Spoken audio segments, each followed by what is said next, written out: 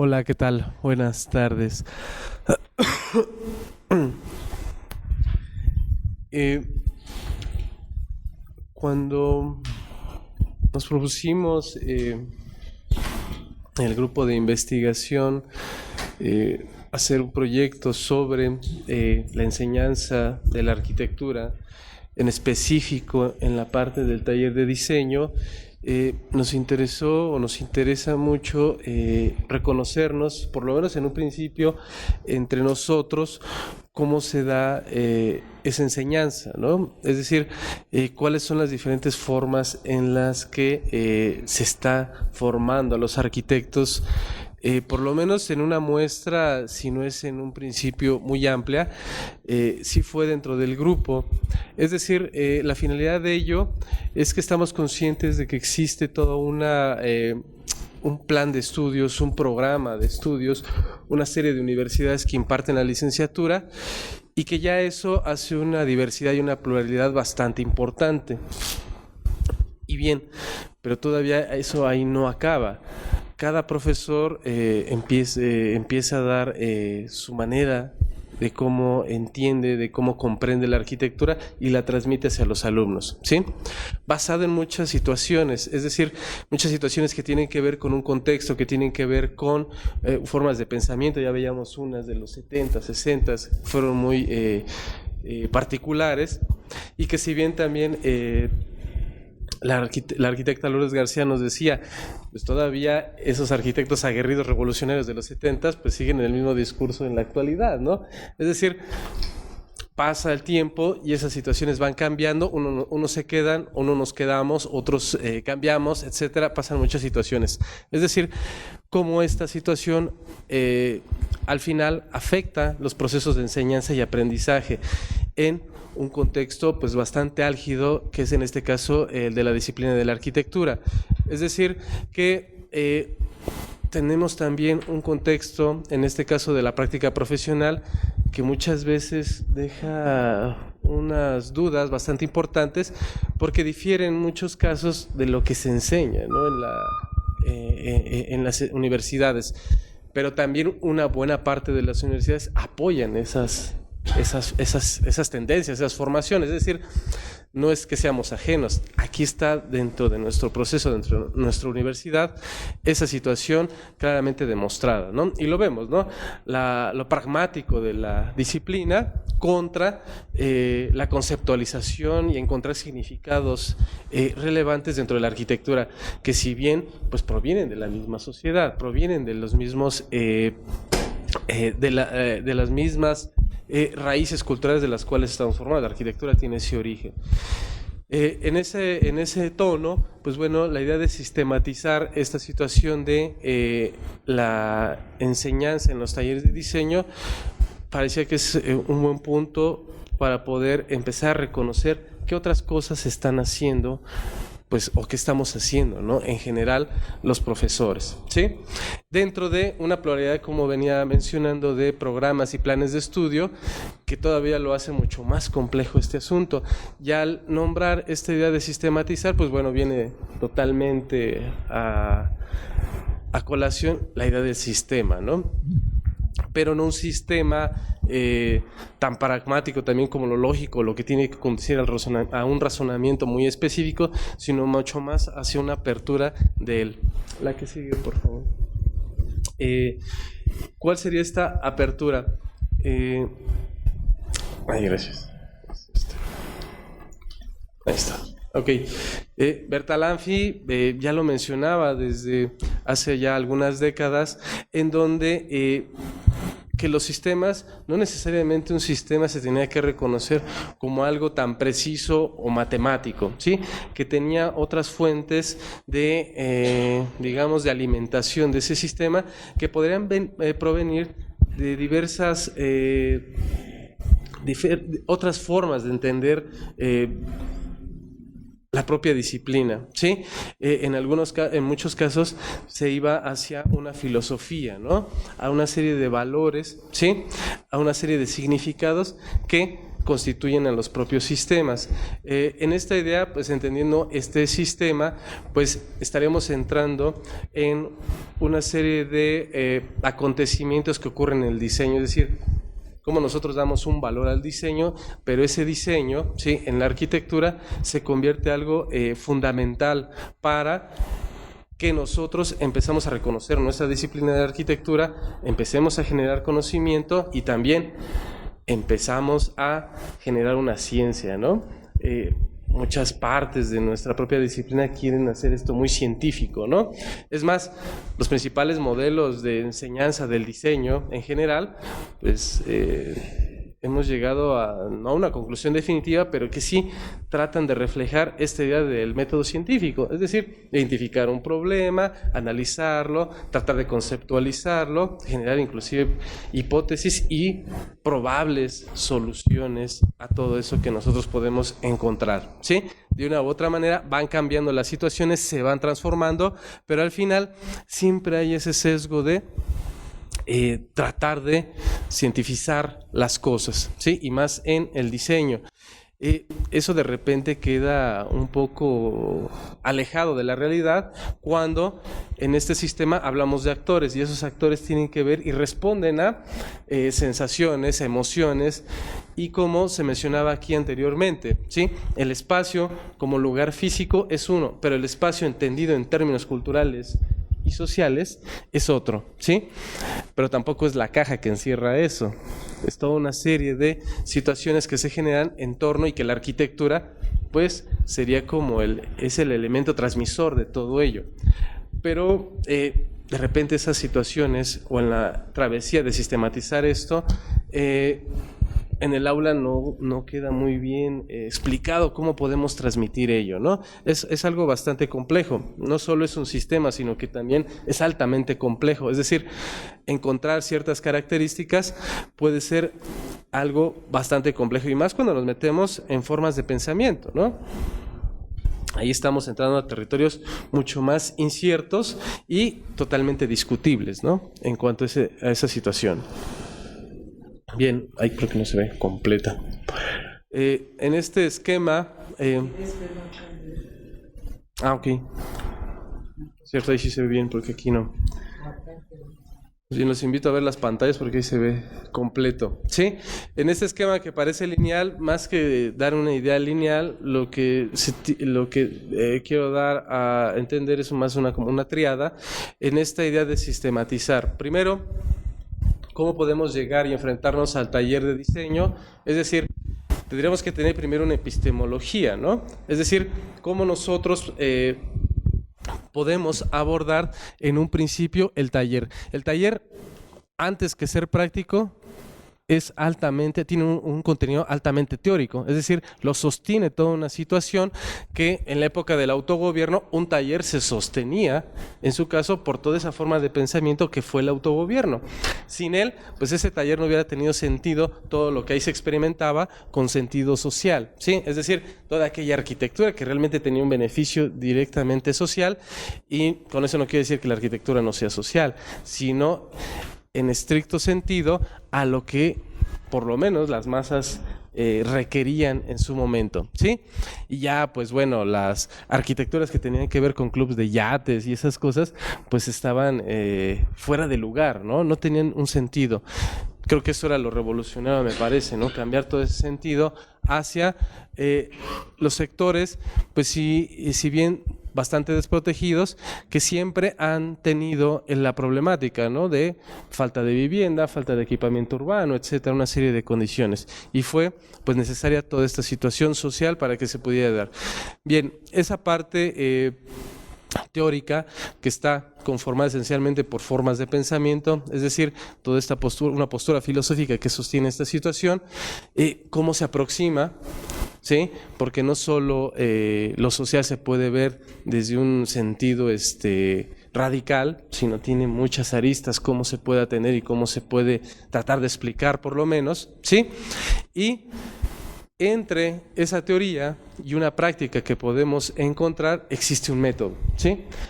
Tenemos que encontrar la manera de acercarnos a ello, y eso empieza a generar muchas más probabilidades de establecer algo de cómo podemos solucionar un problema en arquitectura. Un problema desde la relación de los espacios, o más bien de la sociedad con las formas de vida, las formas de habitar, ¿sí?, representadas, y si no por lo menos sí encuadradas en espacios físicos específicos, ¿sí?, que permitan esa situación. Y ahí es donde encaja mucho más la parte del taller, es decir, cómo el taller hace esa traducción teórica a través de ese método hacia una práctica específica. Y esa práctica pues no significa exclusivamente encontrar y desarrollar el proyecto, sino la práctica en general de cómo nosotros entendemos a todos los actores que involucra el quehacer arquitectónico de un proyecto, ¿sí?, dentro pues de un contexto, es decir, un ambiente específico, ¿sí? Ya veíamos que el ambiente de los 70s era uno, pero seguramente el ambiente de esta segunda década de este siglo, pues obviamente difiere mucho de lo que sucedió en aquellos años. Y si bien hay que entender esa situación, pues la arquitectura es una de las principales, me parece que es una de las disciplinas que trata de adelantarse, o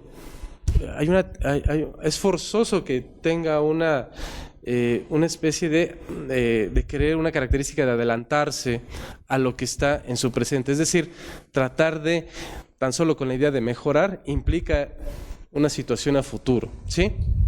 No es de presente, sino es de futuro. Y también que la arquitectura intenta establecer ciertas pautas del reconocimiento, ¿sí?, principalmente de formas de pensamiento, es decir, bajarlas, materializarlas y establecerlas. Y si no, por lo menos, si ya están materializadas, tratar de interpretarlas teóricamente de alguna manera, ¿sí? Que eso es lo que también ha sucedido en algunos momentos, ¿sí? En este caso, el taller, ya en esta idea de sistematizar, que tendría que ver en una primera instancia en ciertas posturas, formas de pensamiento y un establecimiento de un pensamiento filosófico sobre la arquitectura y sobre lo que se pretende hacer, ¿sí? El taller empieza a tener una serie de situaciones donde ya son mucho más palpables, es decir, ¿qué es lo que perseguimos? ¿Cómo lo vamos a conseguir? Y finalmente, ¿cómo lo vamos a evaluar? ¿Sí? Y obviamente los tiempos, el taller es bastante complejo, ¿no? Los tiempos, por mucho que se midan en semestres, o en este caso, en esta universidad como trimestres, pues difícilmente nos acercan a esa realidad, ¿no? Es decir, cómo presentar estas tres pocas cosas en las que podemos llegar a categorizar, por lo menos ya de una manera mucho más real, la idea del taller y cómo lo podemos establecer. Son diversas, pero por lo menos en estas tres cajones, si le podríamos decir, podríamos empezar a meter por lo menos las prácticas de los profesores, ¿sí? Es decir, seguramente la mayoría nos planteamos los objetivos del plan de estudios, pero de repente por ahí en letras chiquitas, y esos no están escritos muchas veces en los programas, pero sí están en nuestra forma de conducir una clase, están muchas veces en las maneras en que nosotros vamos orientando cada clase durante un periodo establecido, ¿sí? Y es ahí donde el objetivo empieza a tener unas características bastante importantes, es decir, está lo oficial, lo institucional, pero por otro lado, la parte personal que incide de manera directa en esos procesos, ¿sí? Bueno, luego los metodológicos, claro está, ¿no? Los que sí incentivan la parte del taller, es decir, que sean mucho más prácticos, más reflexivos, van y vienen de una situación práctica y teórica y se están representando directamente en ciertas situaciones o ejercicios muy específicos, ¿sí? Y finalmente, la evaluación de esas tres cosas anteriores, que no solo los objetivos, que si bien son implementados por el profesor y si tienen que ser cumplidos de alguna manera por los alumnos, finalmente es una evaluación directa mucho más hacia el profesor, ¿no? Porque es el que directamente los está instaurando. Y la metodología, bueno, ¿cómo es que se llevó a cabo esta situación? ¿Sí? Y ahí es tratar de identificar cómo podríamos categorizar en esa idea de sistematizar, gracias, y posteriormente armar, si es posible, ese sistema que puede ser bastante amplio, pero no, no tan ilimitado como para poderlo encerrar en ciertas características muy específicas, ¿sí? En esa idea de la categorización, por lo menos del taller, y esta idea de manejarlo como un sistema. Yo le moví un poco por acá. Ahí está. Tenemos la parte institucional, que es bastante determinante de cómo se van a generar ciertas cosas. La práctica profesional me parece que influye demasiado, es decir, muchas universidades, salvo ahora que se está instaurando la práctica profesional de los alumnos, pero en general se muestra distante de la universidad. No hay de repente mucha conexión. Y cuando la hay, se vuelve un proceso pues prácticamente de empleo a los alumnos, y creo que ese es el objetivo, ¿no?, de esa práctica profesional. Pero sí es determinante en cuanto a que maneja inclusive o vislumbra por lo menos un perfil muy específico para la industria ya específica de la construcción, ¿sí? Ya no de la arquitectura, ¿sí? Y mucho menos de espacios. Es la construcción específica de edificios, en muchos de ellos, ¿sí? Por otro lado tenemos la parte totalmente opuesta, si lo vemos desde lo académico, que sería la disciplina, es decir, la arquitectura generada o por lo menos instaurada como una situación mucho más positivista, en donde la disciplina tenía que resolver todo, y ahora nos damos cuenta que no, que tenemos que ir a acudir a casi cualquier disciplina que nos podamos imaginar para poder resolver las cosas. Entramos en una crisis y en una situación de que entonces la arquitectura no ofrece todo, no es nuestra panacea como se había generado durante mucho tiempo, y que ahora hace o pone en dilema a muchos arquitectos, ¿no?, tanto que estudian o que egresan. Es decir que o es el arquitecto que debe de conocer todo, o es el arquitecto que debe de trabajar con otros que conocen una pequeña parte de ese gran todo, ¿sí? Esta idea de la multidisciplina, la interdisciplina, entre otras cosas, pues bueno, eso es lo que pone mucho más al tanto esta idea del sistema y de la complejidad misma que surge a través de esta categorización y sistematización de la enseñanza en los talleres de diseño, ¿sí?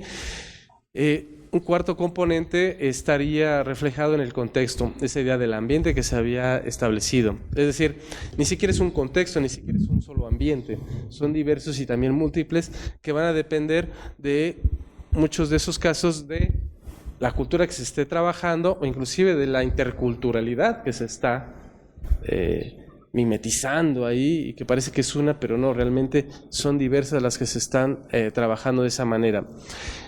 Finalmente, la participación social, es decir, qué tanto lo social está incidiendo en estos procesos. Es decir, lo social como sociedad, todo, ¿no?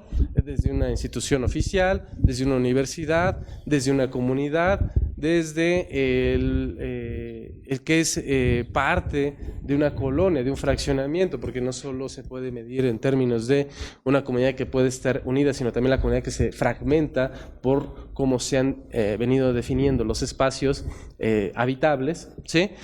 Cómo se está integrando esta participación social, ¿sí? ¿Son organizaciones civiles o son simplemente un grupo de muy pocas personas que intentan hacer un cambio específico en su localidad, ¿sí? O programas que inclusive vienen de lo institucional y que empiezan a hibridar ciertas situaciones, ¿no? Como el programa de mejoramiento barrial, etcétera, ¿no? Otras situaciones. Todo ello